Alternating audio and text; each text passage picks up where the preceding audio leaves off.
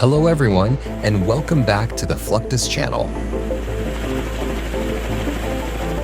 Amphibious assaults are among the most hazardous and logistically complex military operations.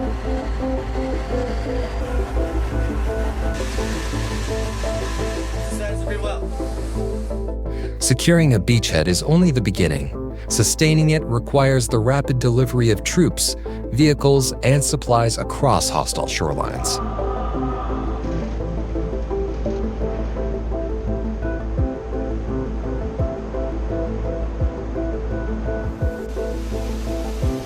This is where the landing craft air cushion LCAC proves indispensable.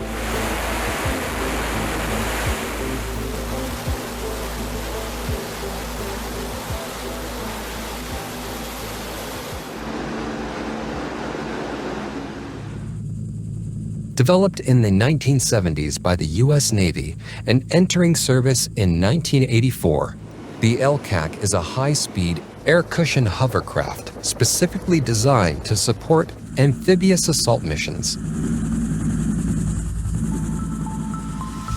The concept of the air cushion vehicle ACV dates back to the 1950s when British engineer Christopher Cockerell, grandson of steam engine pioneer William Cockerell, developed the first practical hovercraft.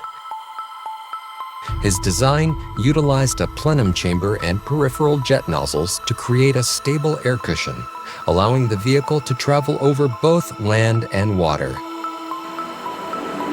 The LCAC builds on this legacy, offering unmatched mobility over surf zones, mudflats, and other terrain that would trap traditional landing craft.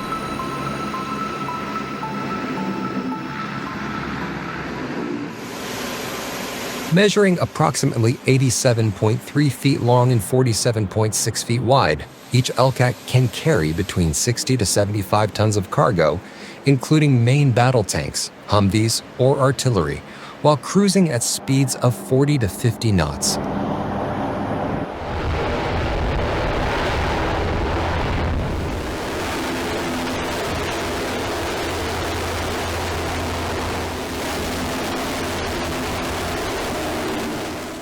LCACs are typically launched from the well decks of amphibious assault ships, such as the Wasp-class landing helicopter docks, LHDs. Upon receiving the order, the craft's massive skirt inflates, lifting it off the deck for egress. Operations within the well deck are choreographed by the ship's well deck master, stationed high on the catwalk. Using a combination of radio communication, hand signals, and a color-coded jersey system worn by crew members, the well deck master ensures safe and efficient launch and recovery of these dynamic vehicles.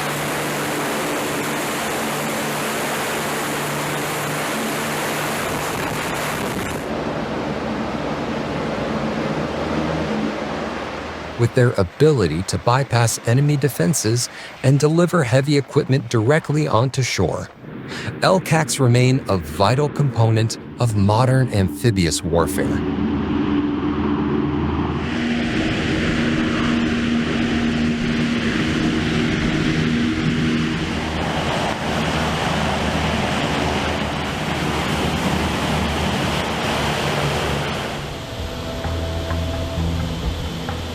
An LCAC exits the well deck by inflating its rubberized skirt, creating an air cushion.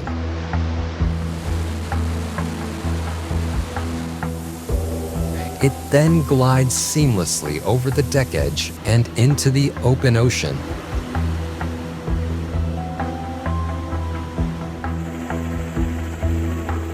Ready for operations, using 4 onboard gas turbine propellers.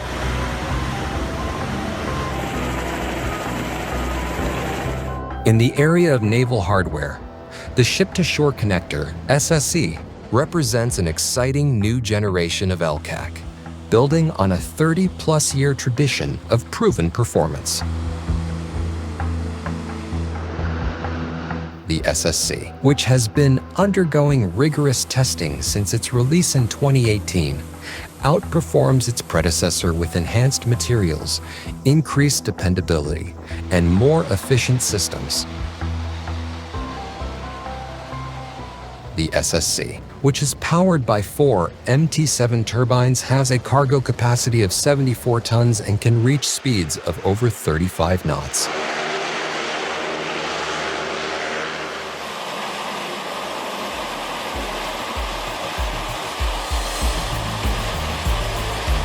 The SSC can transport M1A2 Abrams tanks, Humvees, high-mobility multi-purpose wheeled vehicle, or 145 combat-equipped Marines, ensuring tactical over-the-horizon capabilities and theater-wide adaptability.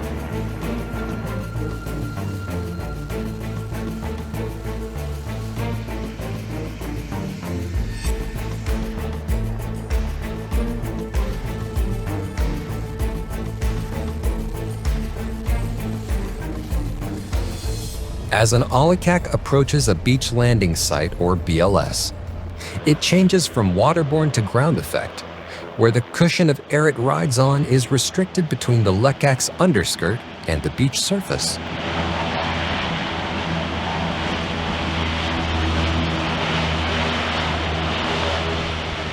Each landing site typically has a designated landing signal officer, LSO, assigned by a Beachmaster unit, or a landing force shore party to direct the LCAC.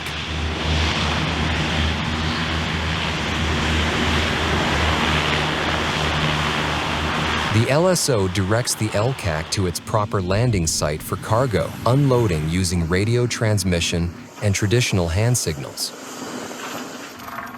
This is done because beaches rarely have unique feature. Usually the loadmasters begin the coordinated operation of unloading, which can comprise various cargo types ranging from trucks and artillery to troops.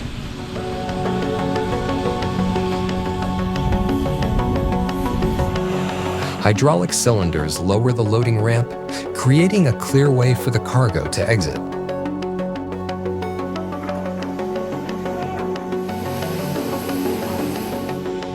In such operations, timing and efficiency are critical to ensuring a quick return to sea and little exposure on the hostile or possibly hostile coastline.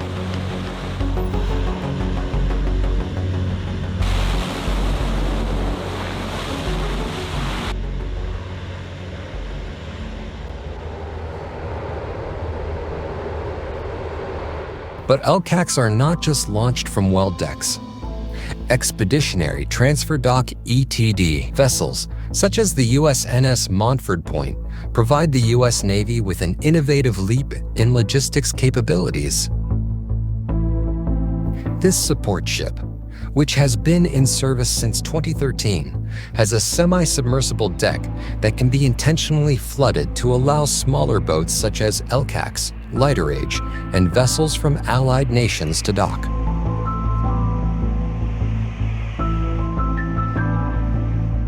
This capability improves inter-ship cargo transfer independent of sea state circumstances and well decks, allowing for the deployment of heavy military equipment directly into landing craft without requiring port facilities.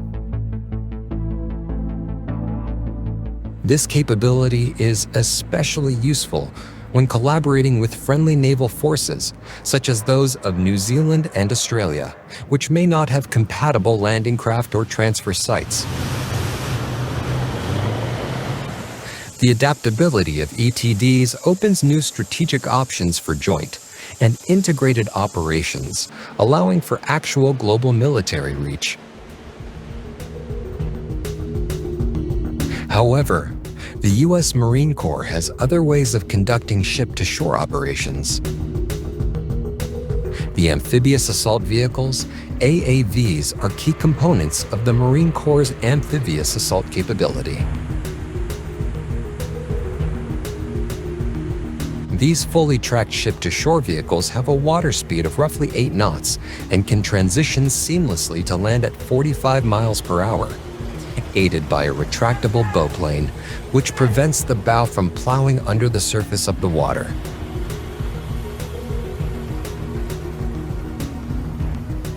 The operations begin in an amphibious transport dock or landing helicopter dock's well deck.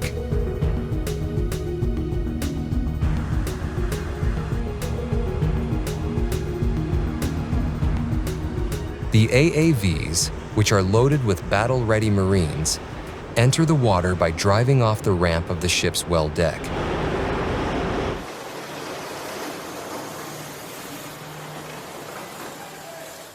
These vessels then power out to sea on the signal of a deck officer.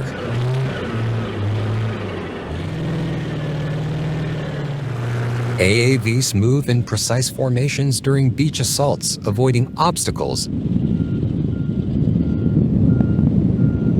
and maintaining line abreast formation to prevent enemy concentration of fire.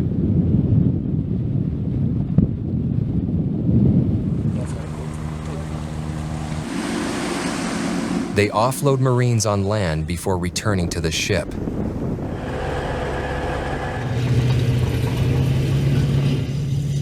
This round journey is repeated until all personnel are delivered or removed, ensuring the amphibious assault fronts sustain support. The Amphibious Assault Vehicle AAV fleet, introduced in 1972, has long served as the backbone of the U.S. Marine Corps ship-to-shore transport capability.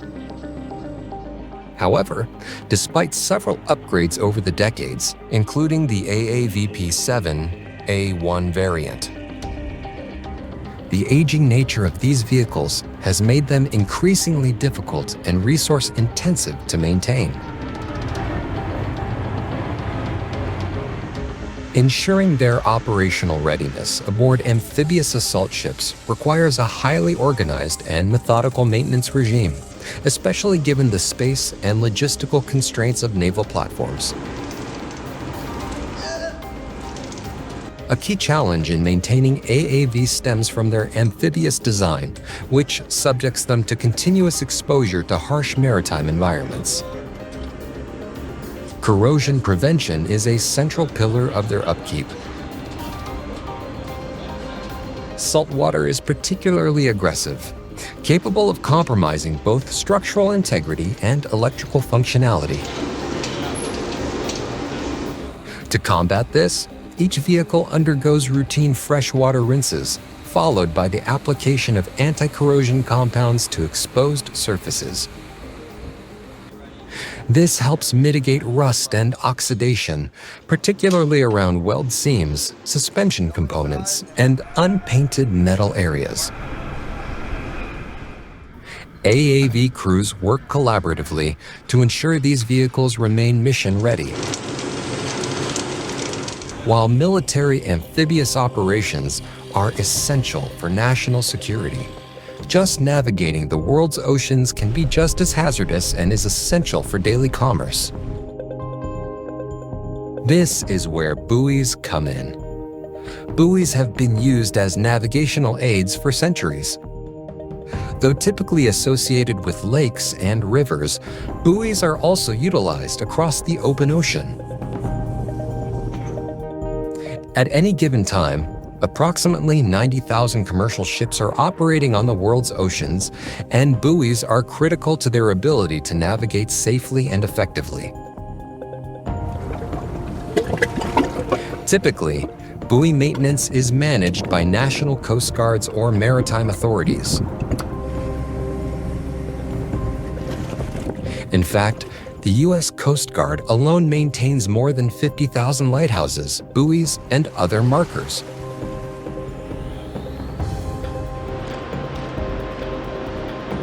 To ensure their full operation, they will clean, paint, change light bulbs, and perform a wide range of other maintenance.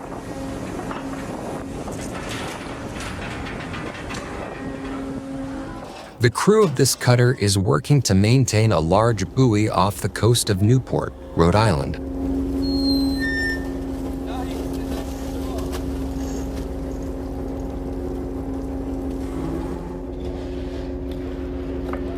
Because the buoy is red, its job is to mark the starboard side of the channel for boats returning from sea.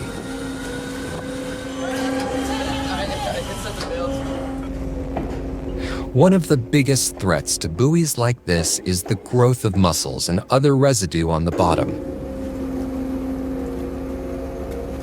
This can build up over time and weigh down the buoy, potentially capsizing it or even sinking it.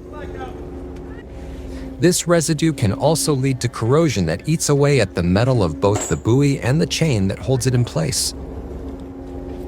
This growth needs to be removed by hand while the boat is at sea before the buoy can be replaced.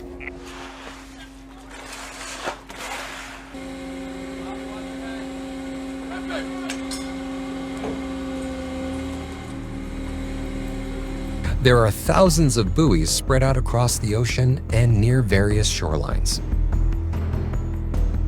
Not all of them are the massive 6-ton variety. Smaller buoys will generally feature lights or shortwave signals to help ships navigate during the dark. These can be maintained by hand from ships.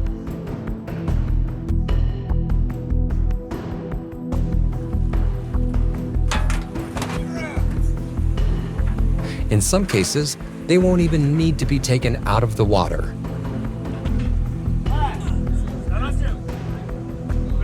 Still, because they are essential to the national and international shipping industry, keeping buoys in peak working order is one of the most important jobs a mariner can have.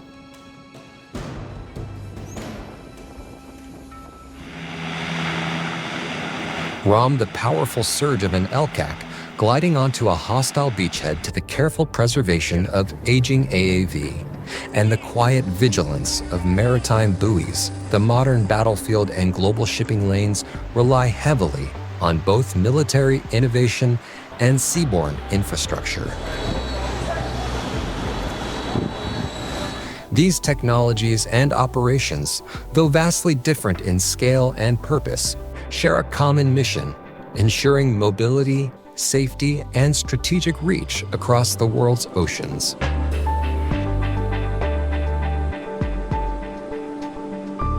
That's the end of this video. I hope you enjoyed it. Make sure to subscribe to this channel so you don't miss any of our new content. See you next time.